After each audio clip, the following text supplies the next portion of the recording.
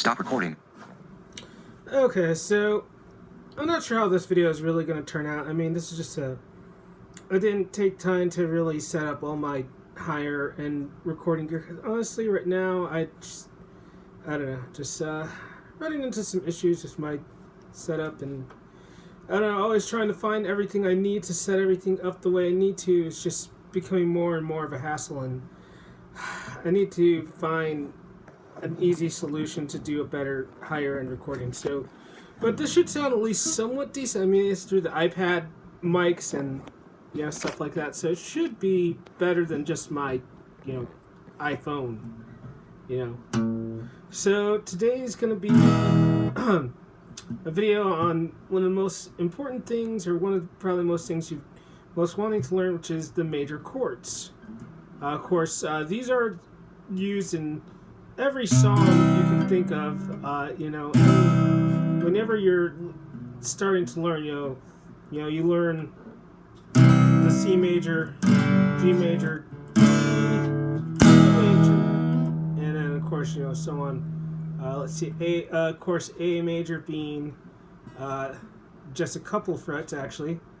Actually, a few strings. Maybe I'm not fingering that one. Hold on, let's see. Sometimes it takes me a couple seconds to realize, look, oh, okay. Because the A chord is like the one I use the least. Let's see. A, C. Oh, I need a C sharp. That's right, C sharp. A, C sharp, and E. There we go. There's that A major chord. Or I can...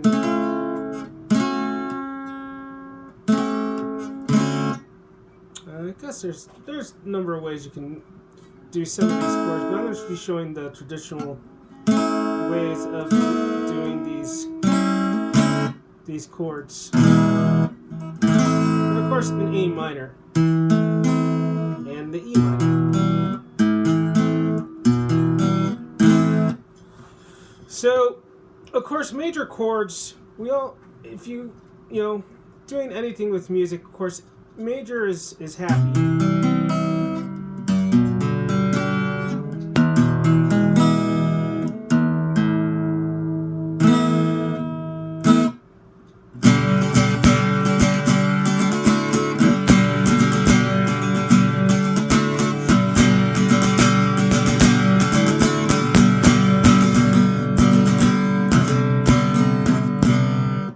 So, a C major chord is composed of its root, which is being C and C. And so I'm doing that fret C on the B string, which is the first fret of the B, just to kind of give some reference and a little bit of the music theory kind of things, just for reference and understanding where things are. So once again, that's the C on the B string, which is the first fret of the B. Then we go and we put our second finger, middle finger, the flipping the bird finger, on the D string, second fret, which is your E. Because of course on the D string you have D, E, and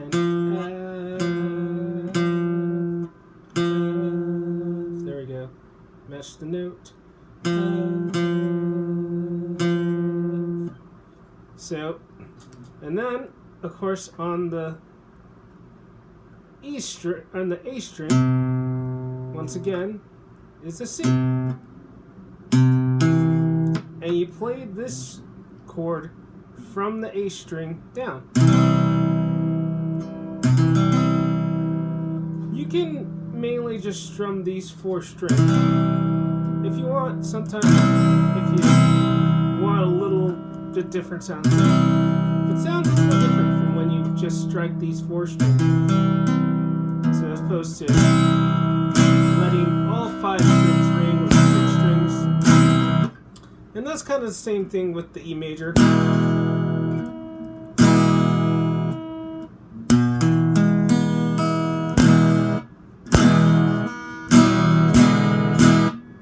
So one of the cool things about E major and minor, so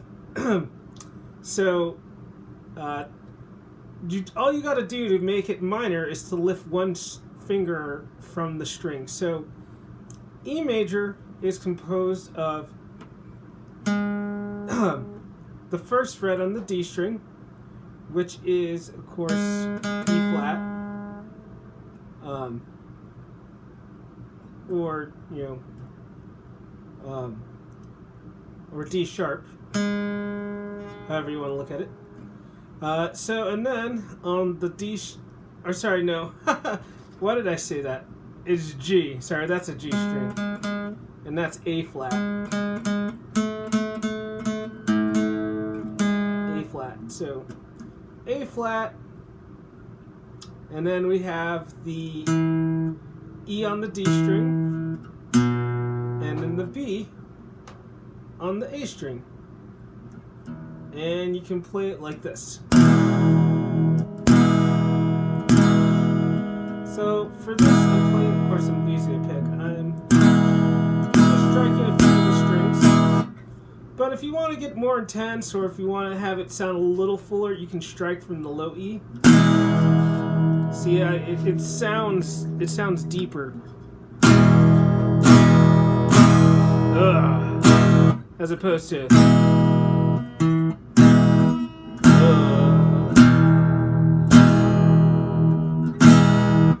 Yeah, as opposed to playing it from the A down. Or if you want to, make it really full, you can play the whole, strike all the strings.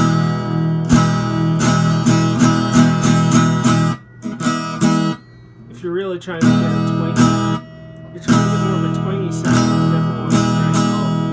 You want to strike from the A down and get all those strings.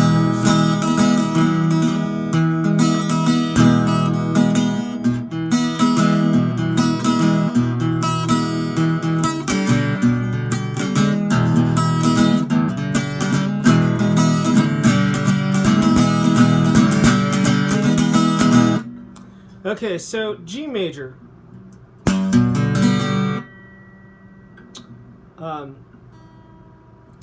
And there's this really cool trick with E major and C major. So to make going from one chord to another, there's a number of ways to finger a G.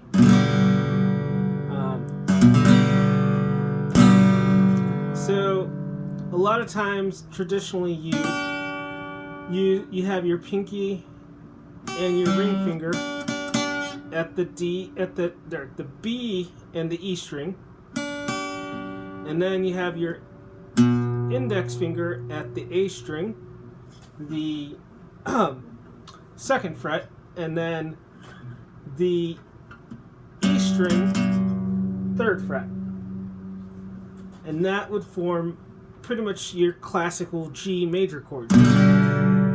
So, but you can also form it with using you can also form it using your pinky on the E string and your middle finger on the A second fret and your index finger on the on the E string. Why am I drawing a blank? And so what this does is that it literally, all you got to do to make that C major chord is it's a very simple movement.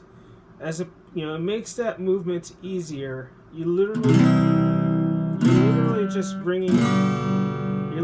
moving it up. You're literally just bringing one finger down, and you're moving the two fingers in position. And that also brings you up for an E. So you got all those chords kind of all the way connecting in a way.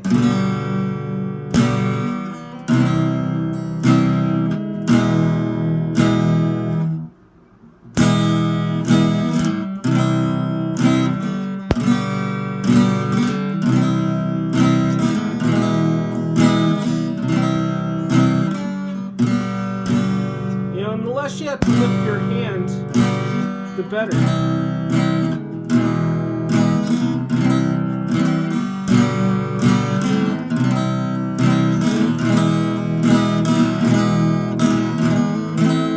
Alright, so A minor.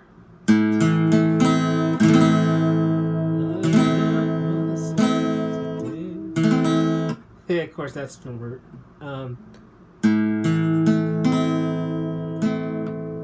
The Johnny Cash version, anyways. So A minor starts, of course, from the G string.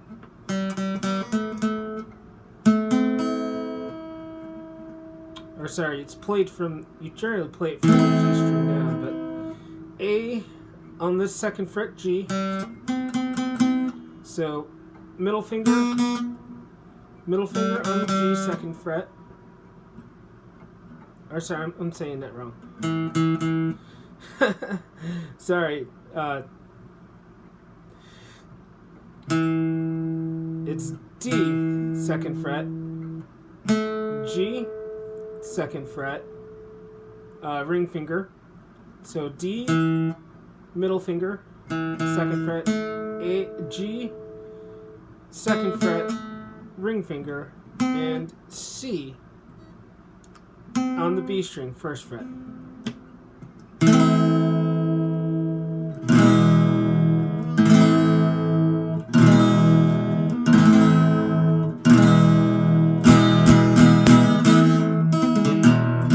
As you see, these two chords between each other make that Spanish sound. The E minor and E major.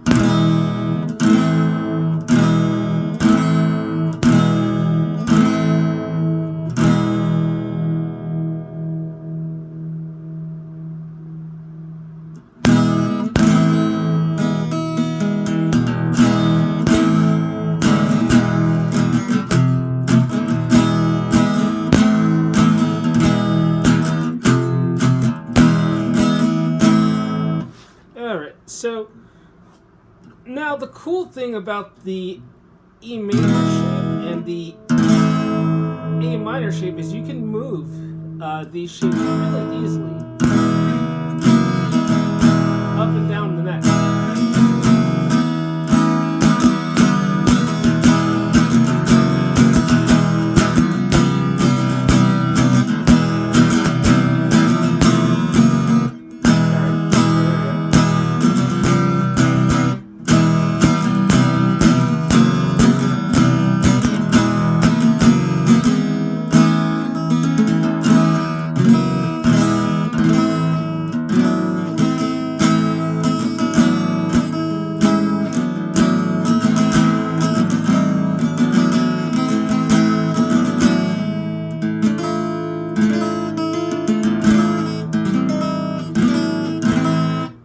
Okay, so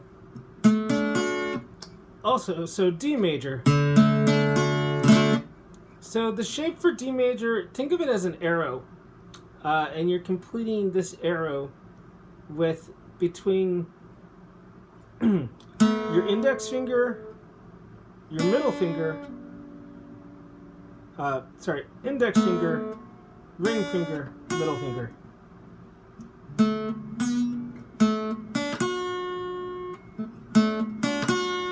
So, index on the G, second fret,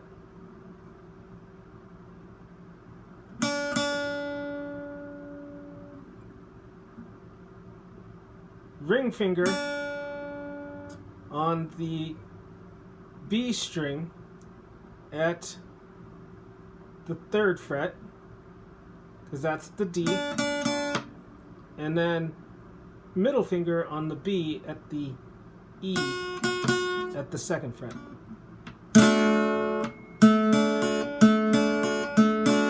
And this is also another chord you can move around too.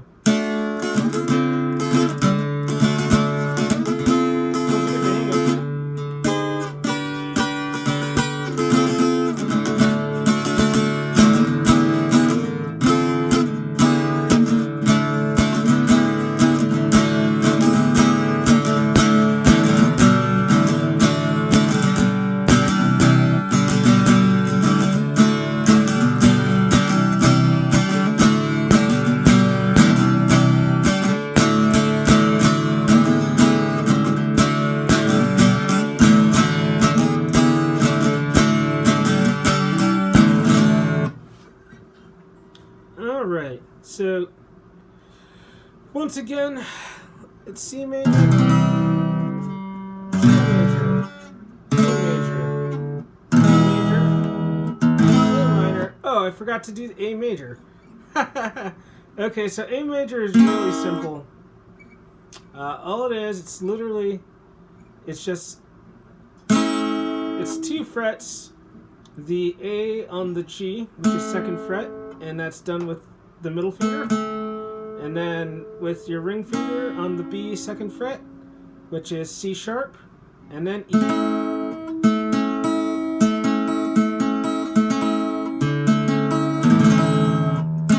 You can play that how you want, really when it's just from those strings, and of course adding more.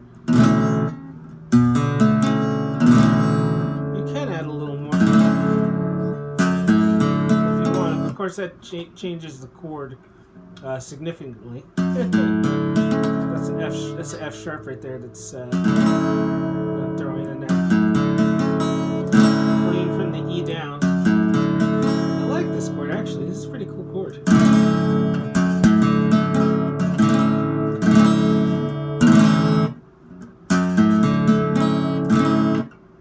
So there's another way you could play this A major chord, actually, because it's A, C sharp, and E. And there's a couple different places where you have an A, much like an F chord, you know. Oh, you know what? I didn't go. I'm trying to go over all the major chords. I didn't do F major, so let's do that one real quick.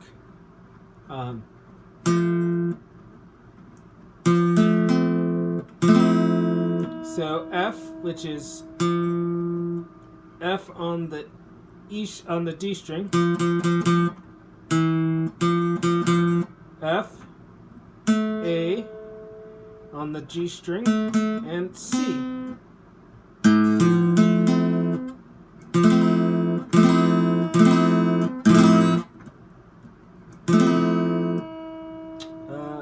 Let me make sure I'm doing that right.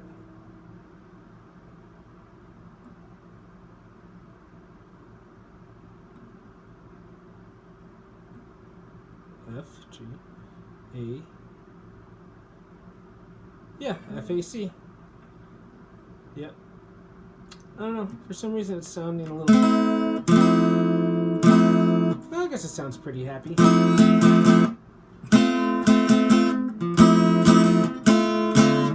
Of course, there's a couple different types of F chords.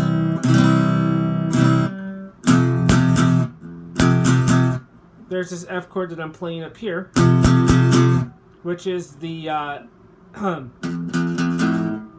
F note of the E and the A string, and also the D string as well. The F on the D string. And so we play I just fret all those.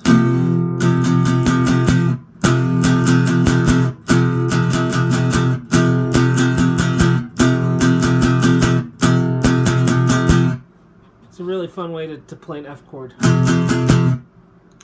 Or you can, like I said, you can just, if you're just really just getting into it and you're just early on, you can always just strike those two notes. The index of your index on the F string or F note of the E, which is the very first fret one, and then on the 3rd fret A string with the ring finger, or even your pinky if you can't bend that one nearly as well. There's a little bit of a way to reach. You eventually do want to be able to reach it with your index, with your ring finger later on. You can't quite do it now, but you're just wanting to try and get it. I totally understand not having good dexterity when you start off. I couldn't do a C chord. I couldn't do any chords really when I first started playing. So However you're able to make these chords, as long as you remember that major chords, all you have to do is remember the way to create a major chord. If you can find the root note and you can find the whole step with a half step, and that'll create your major chords, because these are the triad chords, really. For piano, they're considered triad chords. C, E, G. Most of those are all triads. And that's what these are as well. But guitar is a bit different.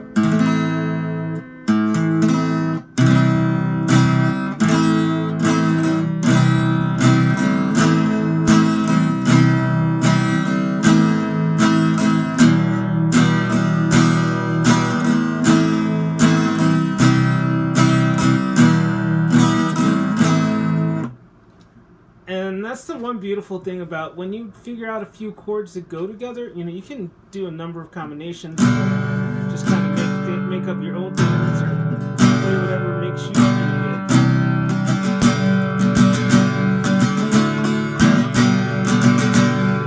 And these chords are in every song, every major church kind of Christian song you could think of. Or just any major pop songs too. Pop songs, C, E, and G. These are the core of all.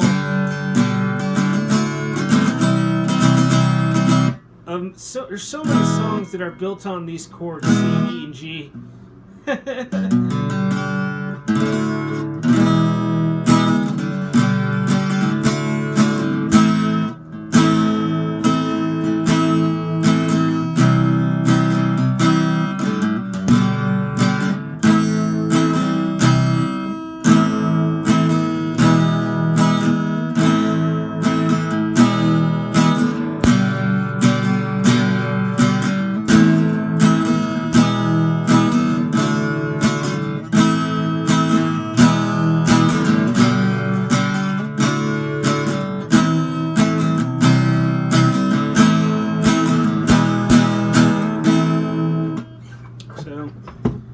Enjoy these chords, have fun, take the time to really get to know them. These are the fundamentals of what will get you to that next level of playing songs.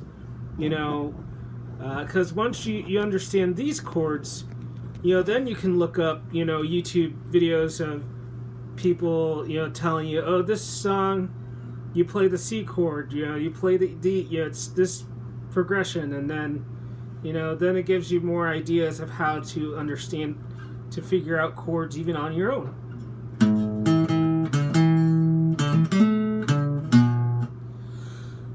So enjoy this video, use it as a tool.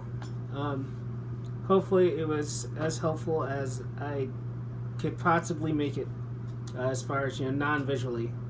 So there you go. And don't forget, you don't need as much strength, just enough to get a note to ring out. That's all the strength you need in your hands. Doesn't matter who you are, what level you are at, you can learn to play. If you've never even played guitar, you can play it.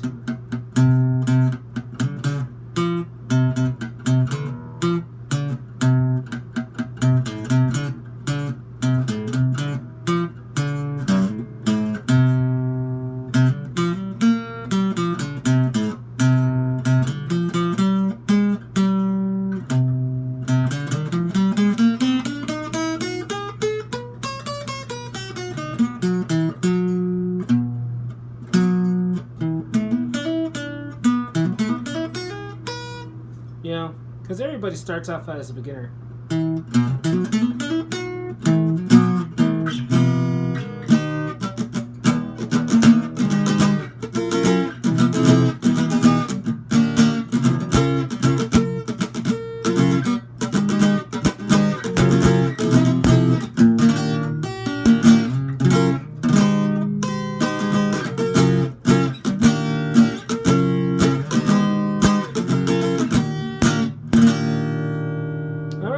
catch you next time in the next video. Enjoy. Have happy holidays.